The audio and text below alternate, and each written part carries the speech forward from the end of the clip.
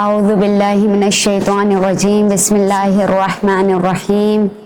الحمد للہ رب العالمین الصلاۃ والسلام علی النبی الامی المکی المدنی العربی العجمی الخاتم لمن سبق والفاتح لمن غلق المؤمن الحق بالحق ابو القاسم محمد اللہم صلی علی محمد و آل محمد ثم الصلاة والسلام علی اہل بیت عطرتہ الطیبین الطاہرین المعصومین المظلومین الذین اذهب اللہ عنہم الرجس اہل البیت ویطہرہم تطہیرا اللہم صلی علی محمد وآل محمد وعجل فرجهم. اما بعد فقد قال امام حسین علیہ السلام انما خرجت لطلب الاصلاح فی امت جد رسول اللہ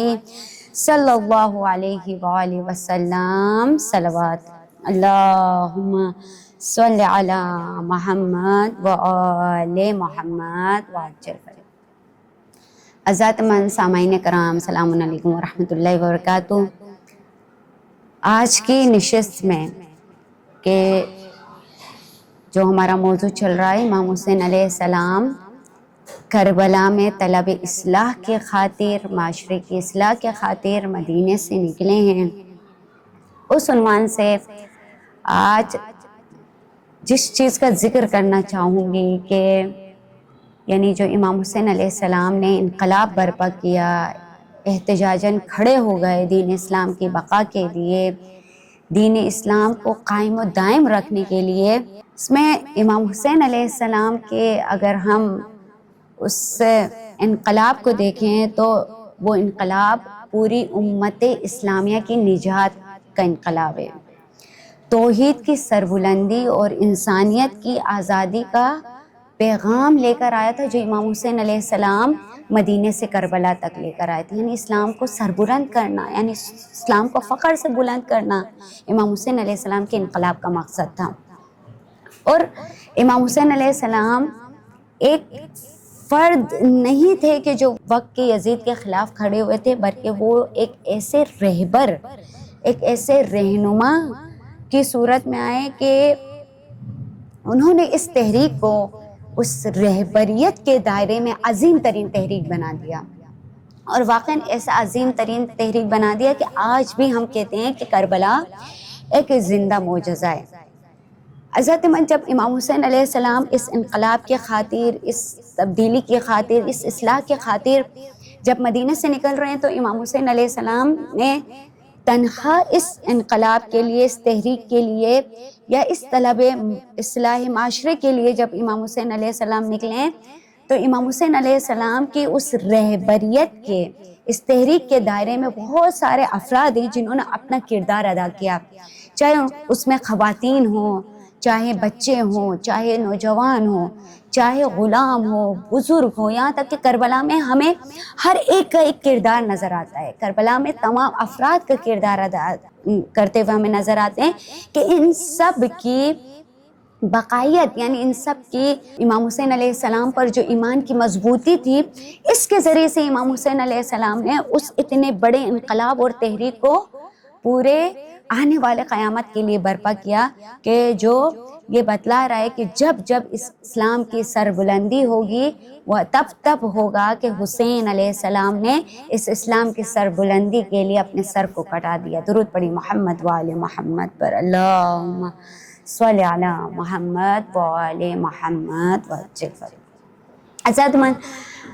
آج ہم ذکر کریں گے کہ حسینیت اور یزیدیت کردار کے پہلو میں کون سے ایسے فرد آتے ہیں جنہوں نے حسینی کردار کو اس وقت میں اپنایا،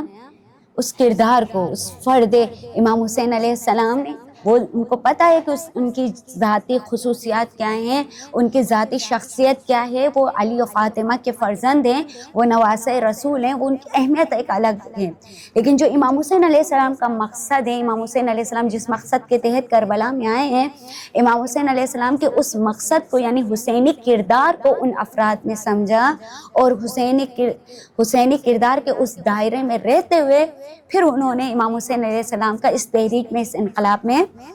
ساتھ دیا، یہاں تک کہ انہوں نے اپنے آپ کو ایسا حسینی بنایا کہ آج 1400 صدیوں بعد جہاں امام حسین علیہ السلام زندہ ہیں، وہیں پر امام حسین علیہ السلام کے اصحاب زندہ ہیں۔ اور کتنا خوبصورت جملہ امام حسین علیہ السلام کا خود ارشاد فرماتے ہیں، امام فرماتے ہیں کہ مجھے اتنے بہترین اصحاب ملے، مجھے وہ اصحاب ملے کہ شاید میرے بابا اور میرے بھائی امام حسن کو نہیں ملے، یعنی مجھے اس قدر با وفا اصحاب ملے۔ اسی وجہ سے ہم کہتے ہیں نا، جب بھی ہمیں کہیں مثال ہو، مشکل آئے، پریشانی آئے، گروہوں کی تعداد زیادہ ہو، آج ہم جو حق اور باطل میں دیکھتے ہیں کہ باطل کا جو گروہ ہے، لشکر ہے، بہت بڑا ہے اور حق کا لشکر کم ہے، تو ہم یہی مثال دیتے ہیں، ہم کربلا کی مثال دیتے ہیں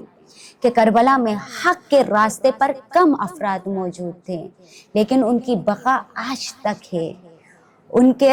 حسینی کردار آج بھی زندہ ہے۔ تو بس یہ نہیں دیکھنا ہے کہ ہمیں تعداد کتنی، اس لیے امام حسین علیہ السلام فرماتے ہوئے نظر آ رہے ہیں کہ مجھے ایسے اصحاب ملے، یعنی میرے ساتھ دینے والے مجھے ایسے ملے کہ شاید میرے بابا امام علی علیہ السلام کو اور میرے بھائی امام حسن علیہ السلام کو نہیں ملے تھے۔ اور واقعی امام حسین علیہ السلام کے اصحاب، ان کے چاہنے والوں، ان کے ساتھ دینے والوں کا کردار اگر ہم کربلا میں دیکھتے ہیں تو واقعی ایسے اصحاب تھے کہ جو فقط 72 تھے اور انہوں نے اپنی جانوں کو، اپنے آپ کو امام حسین علیہ السلام کی راہ میں قربان کر دیا۔ درود پڑھیں محمد و آل محمد پر، اللہم صلی علی محمد و آل محمد۔ یعنی وہ اصحاب ہیں کہ جنہوں نے یہ دریافت نہیں کیا کہ میرا مال قربان ہو جائے، زوجہ لے کر آئے، مال قربان کیا، اولادوں کو لے کر آئے، وہ اصحاب کہ جب شب عاشور ہوتی ہے، امام حسین علیہ السلام نے چراغ کو بجھا دیا، اور بجھانے کے بعد کہا کہ بنی ہاشم کے قبیلے کے افراد ہیں، ان کے خاندان کے ہیں، اصحاب ہیں، ان تمام کو کہا کہ بھائی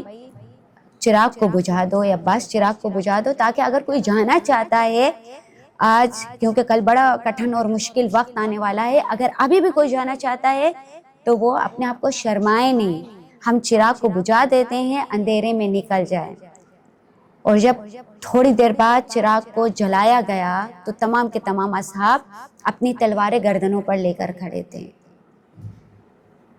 اور کہتے ہوئے نظر آ رہے ہیں، مسلم ابن اوسجا، کہ مولا ہم اپنی جانیں تو آپ پر قربان کر سکتے ہیں، ہم اپنی جانیں آپ پر قربان کر دیں گے، لیکن آپ کو کبھی بھی ہم اس تنہا کربلا میں، اس میدان میں، اس جنگ کے میدان میں کبھی بھی آپ کو تنہا چھوڑ کر نہیں جائیں گے۔ تلواریں اپنی گردنوں میں رکھی ہوئے ایسے اصحاب ملے ہیں۔ ان میں سے چند ایک اصحاب کا ذکر صحابی ہے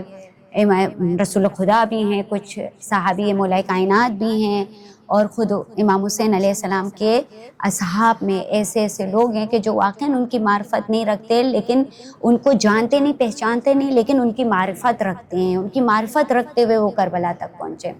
ایک جو صحابی ہیں مسلم ابن کثیر، ان کے بارے میں کہا جاتا ہے کہ زیارت ناہیہ میں، ان صحابی کا نام باقاعدہ اسلم کے نام سے آیا ہے، اور ان کے بارے میں یہ ملتا ہے کہ جنگ جمل میں ان کو چونکہ تیر لگا تھا، اور تیر لگنے کی وجہ سے جنگ جمل، مولا کائنات علی ابن ابی طالب علیہ السلام کی جنگ کے جہاں پہ یہ اصحاب مولا کائنات میں شامل تھے، اور وہاں گئے اور جنگ جمل میں ان کو تیر لگا، تیر لگنے کی وجہ سے ان کا پاؤں زخمی ہو گیا تھا، اور زخمی ہونے کی وجہ سے یہ اس جنگ کو پورا نہیں کر پائے تھے،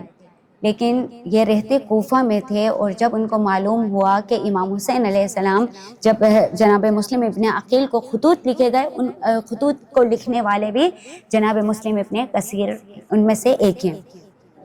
جناب مسلم جب ان کو معلوم ہوا کہ امام حسین علیہ السلام، چونکہ اب حضرت مسلم کی شہادت ہو گئی، امام حسین علیہ السلام کوفے نہیں آ رہے ہیں بلکہ کوفے سے وہ کوفے کے رخ کرنے کے بجائے کربلا کی رخ کر رہے ہیں، تو انہوں نے اپنے آپ کو اس وقت لے جا کر امام حسین علیہ السلام کے لشکر میں شامل کیا، اور شامل کرنے کے بعد امام حسین علیہ السلام کے ساتھ کربلا پہنچے اور کربلا میں جام شہادت نوش کی۔ درود پڑھیں محمد وآل محمد پر، اللہم صلی علی محمد وآل محمد وعجل فرجہ۔ دوسرے ایک صحابی ہیں بکر بن حی، ان کے بارے میں ملتا ہے کہ یہ عمر سعد کے لشکر کے ساتھ آئے تھے کہ عمر سعد کا ساتھ دینے، لیکن جب ان کو پتہ چلا کہ مد مقابل میں کون شخصیت ہیں، یعنی نواز رسول ہیں، مولا امام حسین علیہ السلام ہیں، معرفت رکھتے ہیں، رسول کو جانتے ہیں، مولا کو جانتے ہیں، امام حسن کو جانتے ہیں، شخصیات کو جانتے ہیں، معرفت رکھتے ہیں، لہٰذا انہوں نے کیا کیا، لیکن جب کربلا پہنچے اور جنگ نزدیک آئی تو انہوں نے امام حسین علیہ السلام سے بیعت کی، اور امام حسین علیہ السلام کے ہاتھ میں بیعت کرنے کے بعد امام حسین علیہ السلام کے لشکر میں شامل ہو گئے، اور پھر اس طریقے سے روز عاشور انہوں نے جام شہادت نوش کیا۔ ایک صحابی جن کے بارے میں ملتا ہے جنادہ بن کعب، جنادہ بن کعب ایک صحابی ہیں، جنادہ بن کعب، ان کے بارے میں ملتا ہے کہ جب یہ کربلا میں امام حسین علیہ السلام کا ساتھ دینے کے لیے آئے تھے تو فقط تنہا نہیں آئے تھے، وہ اپنے ساتھ اپنی زوجہ کو اور اپنے 9 سے 10 سال کے بیٹے کو لے کر آئے تھے، اور جب کربلا میں پہنچے، کربلا میں امام حسین علیہ السلام کے ساتھ بیعت کی، امام کے لشکر میں شامل ہوئے، اور جب ان کی شہادت ہوئی تو ان کی ماں کی تمنا تھی کہ وہ ان کا فرزند جو ہے وہ شہادت پر فائز ہو، اور لہٰذا انہوں نے اپنے فرزند سے درخواست کی، اور درخواست کرنے کے بعد ان کے فرزند نے امام حسین علیہ السلام سے اجازت طلب کی کہ مولا مجھے اجازت دیں۔ امام حسین علیہ السلام نے کہا کہ اے عمر، میں تمہیں کیسی اجازت دوں کہ تمہارے بابا کی ابھی ابھی شہادت ہوئی گا، میں اپنے بابا کے راستے پر چلنا چاہتا ہوں۔ یعنی ایسے اصحاب امام حسین علیہ السلام کو ملے کہ ان اصحاب کے بچے بھی، خود امام حسین علیہ السلام کے بچے نہیں، اصحاب کے بچے، اصحاب کے غلام، تمام کے تمام لوگ امام حسین علیہ السلام پر جان کو قربان کرنے کے لیے تیار ہیں۔ اور جنادہ کے بعد ان کے فرزند جو فقط 9 سے 10 برس کے ہیں، اور وہ جنگ کے میدان میں جاتے ہیں اور جام شہادت نوش فرماتے ہیں۔ ایسے ایسے امام حسین علیہ السلام کو صحابی ملے۔ پھر ایک صحابی ہیں حبیب ابن مظاہر، جن کا مصائب میں ذکر ہو چکا ہے۔ یہ حبیب ابن مظاہر وہ ہیں کہ جو رسول خدا کے بھی صحابی ہیں، مولا کائنات کے بھی صحابی ہیں، خود امام علی علیہ السلام کے ہیں، خود امام حسن کے، اور پھر امام حسین علیہ السلام کی دعا کا نتیجہ ہیں حبیب ابن مظاہر علیہ السلام کے، جن کو بچپن میں چوٹ لگی اور امام حسین علیہ السلام نے دعا کی تھی، اور دعا کرنے کے بعد آپ جو ہے وہ مکمل ٹھیک ہو گئے تھے، صحت یاب ہو گئے تھے۔ تو امام حسین علیہ السلام کے بیسٹ فرینڈ، جو آج ہم کہتے ہیں نا کہ مخلص ترین دوستوں میں سے یہ ایک ہیں جناب حبیب ابن مظاہر، اور ان کے بارے میں ایک روایت ملتی کہ انہوں نے امام حسین علیہ السلام سے سوال کیا تھا کہ آپ یہ بتائیں کہ خلقت حضرت آدم علیہ السلام، جب حضرت آدم علیہ السلام اس دنیا میں وجود آنے سے پہلے آپ لوگوں کی شخصیت کیسی تھی، آپ کہاں تھے؟ تو ایک مرتبہ امام حسین علیہ السلام نے ارشاد فرمایا کہ اس وقت ہم جو ہے وہ نوری مخلوق تھے، اور کیسی نوری مخلوق تھے؟ نوری مخلوق کے مانند تھے، اور ہم عرش الہی پر تسبیح و تہلیل کر رہے تھے، خدا کی عبادت کر رہے تھے، اور فرشتوں کو تسبیح و تہلیل ہم سکھا رہے تھے۔ یعنی امام حسین علیہ السلام نے جناب حبیب ابن مظاہر کو اپنی روایت بتائی کہ خلقت آدم علیہ السلام سے پہلے اہل بیت علیہ السلام کا وجود آ چکا تھا۔ اسی لیے تو جب حضرت آدم علیہ السلام کو خلق کیا گیا، پیدا کیا گیا، حضرت آدم علیہ السلام کو جب پروردگار عالم نے اپنی روح پھونک کر حضرت آدم علیہ السلام سامنے کھڑے ہیں، تو ایک مرتبہ چمکتے ہوئے ستارے 5 کو پوچھ کر سوال کیا تھا کہ پروردگار یہ کیا ہیں؟ تو ایک مرتبہ پروردگار عالم نے حضرت آدم علیہ السلام سے کہا، فرمایا تھا کہ یہ وہ ہیں کہ جن کے وسیلے سے ہم نے آپ کو خلق فرمایا۔ اور اس بات کی تصدیق امام حسین علیہ السلام کی اس روایت سے ہوتی ہے کہ جہاں امام حسین فرما رہے کہ ہم نوری مخلوق ہیں۔ درود پڑھیں محمد وآل محمد پر، اللہم صلی علی محمد وآل محمد۔ ایک صحابی رسول ہیں جبیر بن مالک کہتے ہیں کہ یہ عیسائی تھے اور مسلم ابن عقیل کے جو فرزند تھے، جب وہ گئے ہیں مختلف علاقوں میں، جب حضرت مسلم کوفے کی طرف گئے اور ان کے فرزند مختلف علاقوں میں گئے ہیں بیعت کے لیے اور معرفت امام حسین علیہ السلام پہنچانے کے لیے، تو کہتے ہیں اس وقت مسلم ابن عقیل کے فرزند کے ذریعے سے انہوں نے اس دعوت کو قبول کی تھی اور کربلا میں آ کر امام حسین علیہ السلام پر جام شہادت نوش کی تھی۔ بعض راویان کہتے ہیں کہ انہوں نے کربلا پہنچ کر اسلام قبول کیا تھا، اور بعض کہتے ہیں کہ نہیں، انہوں نے اسلام قبول نہیں کیا تھا، حالت عیسائیت میں ہی انہوں نے جام شہادت نوش فرمائی تھی۔ لیکن یہ کتنا بڑا مقام اور مرتبہ ہے ان اصحاب کے لیے کہ جو امام حسین علیہ السلام جن کے لیے کہتے ہوئے نظر آ رہے ہیں کہ مجھے وہ اصحاب ملے کہ جو میرے بابا اور میرے بھائی کو نہیں ملے، اتنے جانثار کہ بغیر کسی اس کے معرفت امام حسین علیہ السلام، بغیر کسی لالچ کے معرفت امام حسین علیہ السلام کے کربلا میں پہنچے۔ ایک صحابی وہب بن کلبی، تاریخ ان کے بارے میں کہتی ہے کہ یہ بھی عیسائی قبیلے سے مسلک سے تعلق رکھتے تھے، اور یہ اور ان کی والدہ اور ان کی چونکہ ابھی نئی نئی شادی ہوئی تھی، اور جب ان کو معلوم ہوا کہ امام حسین علیہ السلام کربلا میں آ رہے ہیں تو یہ اپنی زوجہ اور اپنی والدہ کو لے کر کربلا میں امام حسین علیہ السلام کی نصرت کے لیے پہنچے تھے۔ ابھی مطالعے کے دوران مجھے معلوم ہوا کہ میں سوچ رہی تھی کہ یہ کیسے جو ہے وہ کربلا پہنچے، تو انہوں نے خواب میں حضرت عیسیٰ علیہ السلام کو دیکھا تھا، ان کی زیارت کی تھی، اور ان کی والدہ نے حضرت مریم والدہ ہے حضرت عیسیٰ علیہ السلام کی والدہ محترمہ کی زیارت کی تھی، اور دونوں نے ان کو تلقین کی تھی کہ جب ایک وقت آئے گا اور کربلا میں اس طرح امام حسین علیہ السلام کربلا پہنچیں گے تو ہماری طرف سے آپ جا کر ان کی نصرت کرنا۔ باقاعدہ ان کو تلقین کی تھی۔ میں نے ابھی مطالعے میں پڑھا کہ انہوں نے حضرت عیسیٰ علیہ السلام کے خواب میں زیارت کی تھی، اور حضرت عیسیٰ علیہ السلام نے ان کو باقاعدہ اس بات کی بشارت دی تھی کہ کربلا کا معرکہ ہوگا اور وہاں پر جا کر آپ نصرت کریں گے امام حسین علیہ السلام کی۔ تو حضرت اتنے بہترین اصحاب ملے، یہ تو اصحاب امام حسین علیہ السلام ہیں۔ تو سوچے جب ان کا جذبہ ایسا ہے کہ اپنی تلواریں لے گردنوں پر لے کر کھڑے ہیں کہ مولا جانے قربان کر دیں گے لیکن آپ کو تنہا نہیں چھوڑیں گے، تو سوچیں کہ حسین علیہ السلام مولا کائنات کے گھرانے کے نوجوانوں کا کیا عظیم جذبہ ہوگا شہادت کے لیے۔ اور پھر ایک نوجوان جو 13 سے 14 برس کا ہے کہ جب اس سے سوال کرتے ہیں مولا کہ قاسم تمہیں موت کیسے لگتی ہے، تو جناب قاسم جواب دیتے ہیں شہد سے بھی زیادہ میٹھی۔ یعنی یہ موت اگر آپ کے اوپر جان قربان کرنے کا نام ہے، اگر یہ موت اسلام کی راہ میں شہادت کا نام ہے، اگر یہ موت آپ پر اپنے آپ کو جانثار کرنے کا نام ہے، تو چچا جان مجھے شہد سے بھی زیادہ میٹھی لگتی ہے، افضل لگتی ہے۔ جناب قاسم کون ہے؟ جناب قاسم کے بارے میں ایک جملہ بار بار لگایا جاتا ہے کہ وہ امام حسن کی یتیم مولا حسن علیہ السلام، کہ جب روز عاشور جناب قاسم مولا کے پاس آتے ہیں، بار بار اذن شہادت طلب کرتے ہیں، تو مولا بار بار فرماتے ہیں قاسم میں کیسے جانے دوں، تم میرے بھائی کی آخری نشانی ہو،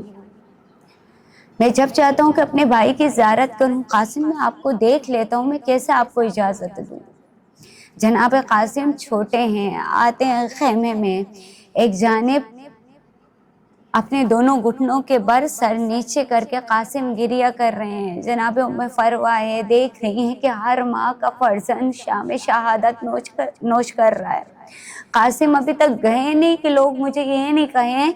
کہ فروہ نے اپنے فرزند کو، حسن کی بیوہ نے اپنے بیٹے کو اپنے آقا پر قربان نہیں کیا۔ ایک مرتبہ جناب قاسم کہتے ہیں اماں میں جب بھی چاہتا ہوں چچا جان مجھے جنگ کی اجازت نہیں دے رہے۔ ایک مرتبہ جناب فروہ کو امام حسن کی وہ وصیت یاد آئی کہ جو جناب قاسم کے بازو میں ایک تعویذ باندھتے ہوئے کہا تھا کہ فروہ جب تمہیں کوئی مشکل وقت آئے، جب میرے فرزند پر کوئی مشکل وقت آئے، اس تعویذ کو کھول کر دیکھ لینا۔ جناب فروا نے جناب قاسم کا تعویذ کو کھولا اور کہا کہ قاسم اب تمہیں اجازت مل جائے گی، جاؤ چچا سے اجازت طلب کرو۔ جناب قاسم خوشی خوشی خط امام حسن لے کر مولا امام حسین کے قریب آتے ہیں، چچا جان اب تو مجھے اجازت دیں گے؟ عزادارو مولا نے کیا دیکھا کہ خط میں لکھا تھا، اے میرے بھائی حسین،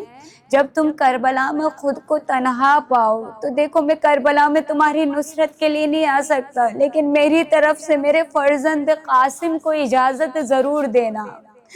عزادارو روایتیں بیان کرتی ہے، راوی بیان کرتا ہے کہ مولا امام حسین علیہ السلام جناب قاسم کو گلے لگا کر اس قدر مولا نے گریہ کیا کہ مولا غش کھا چکے تھے۔ ایک مرتبہ جناب قاسم کو اجازت ملی، امامہ باندھا گیا، ذوالجناح پر ایک مرتبہ سوار کیا گیا۔ اتنے چھوٹے ہیں کہ ایک طرف سے جناب عباس علمدار سوار کر رہے، ایک طرف سے مولا امام حسین علیہ السلام سوار کر رہے ہیں۔ جناب قاسم جنگ کرتے ہیں اور جنگ کرتے ہوئے ایک جملہ بلند کرتے ہیں کہ دیکھو تم یہ کہتے تھے میرے بابا جنگ نہیں کر سکتے، آج میں بتاؤں گا کہ میں حسن کا بیٹا ہوں۔ ارے میری جنگ دیکھو جو تم نے کبھی دیکھی نہیں ہوگی، ارے میں اپنے بابا کا بیٹا ہوں، میں حسن مجتبیٰ کا فرزند ہوں۔ عزادارو جنگ کرتے جاتے ہیں، ایک مرتبہ آخری صدا بلند ہوئی، چچا جان میرا آخری سلام قبول کیجئے، چچا جان میری مدد کو آئیے۔ اب جیسے مولا عباس دوڑے، مولا امام حسین دوڑے، کہتے ہیں اشکیوں کے گھوڑے ایک طرف سے دوسری طرف، جب جناب قاسم گھوڑے سے زمین پر آئے، اشکیوں کے گھوڑے ادھر سے ادھر دوڑنے لگے، اور جب دوڑنے لگے تو کیا دیکھا کہ قاسم کا لاشا پامال ہوا ہے۔ ایک مرتبہ مولا امام حسین نے اپنے ابا کے دامن میں ایک گٹھڑی بنا کر قاسم کے لاشے کو جناب فروا کے خیمے کے قریب لائے، ایک مرتبہ صدا دی، بابی آپ کا فرزند آیا ہے۔ ایک مرتبہ جناب فروا نے جب ایک گٹھڑی دیکھی تو کیا کہا کہ مولا میرا قاسم کا لاشا، ایک مرتبہ گٹھڑی کو کھولا گیا، ہر لاشا قاسم سے صدا آ رہی تھی، کبھی اس ٹکڑے پر ہائے قاسم، کبھی اس ٹکڑے پر ہائے قاسم۔ الا لعنۃ اللہ علی القوم الظالمین، سیعلم الذین ظلموا ای منقلب ینقلبون۔ پروردگارہ تجھے واسطہ ہے بحق 14 معصومین کا، ہمارے گناہان کبیرہ و صغیرہ کو بخش دے، امام زمانہ کے ظہور میں تعجیل عنایت فرما، ہم سب کو ان کے حقیقی ناصران میں شامل ہونے کی توفیق عطا فرما، ظلم اور جابروں کو اس دنیا سے نیست و نابود کر دے، حق اور باطل کو چاروں طرف سے پھیلا دے، 14 معصومین علیہ السلام کے روزوں کی زیارت نصیب فرما، ہم سب کو کوئی غم نہ دینا سوائے غم سے۔